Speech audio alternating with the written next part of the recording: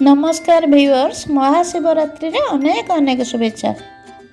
आसंतु देखिबा महाशिवरात्रि रो स्पेशल पणा। व्रत बा उपवास रे एही पणा खाइले आत्मा को बहुत शांति मिली थाए। आपण माने एही पणा को निश्चिंत थरे ट्राई करंतु। आगो को खरा दिन आसुची, एही भली पणा प्रिपेयर करी खाई परिबे। जदि आम चैनल को एजे लाइक शेयर सब्सक्राइब करि नांती ताहले करि नियंतु। ताहले आसंतु देखिबा आजिर स्पेशल पणा।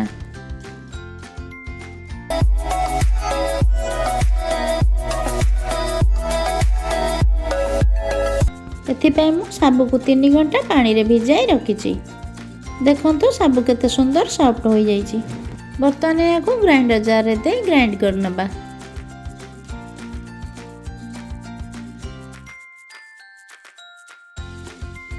एथिपाई मु काजू, आलमंड, चेरी, कोरा नड़िया, कटा अंगूर, कटा कदली, कटा ऑरेंज, किशमिश नहीं ग्राइंड कर रखिथिबा साबु को गोटे बाउल ले दे दबा।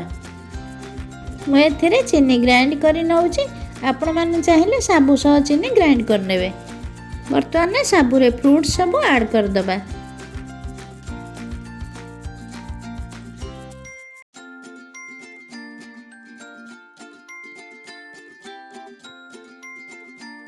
ड्राई फ्रूट्स भी ऐड करिबा।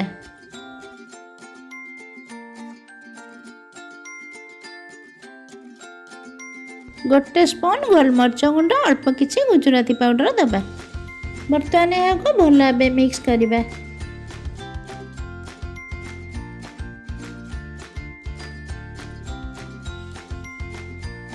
पणा को बर्तमान ग्लास रे देबा।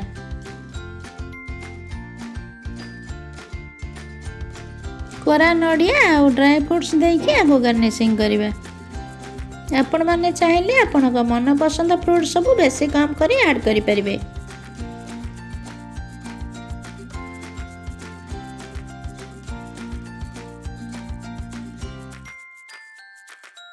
बर्तमान प्रिपेयर हो जाइछि महाशिवरात्रि स्पेशल पणा। आपण माने एही पणा खाइले दिल खुश होई जिवो। एही प्रोसीजर रे थरे निश्चय प्रिपेयर करी खांतु, देखिबे केते बढ़िया लगुची। जदि आजिर पणा रेसिपी आपण मानको पसंद आछे ताहले हम चैनल को आज लाइक शेयर सब्सक्राइब करि नियंतु। वीडियो टाको शेष जाय देखिथिबार थैंक यू।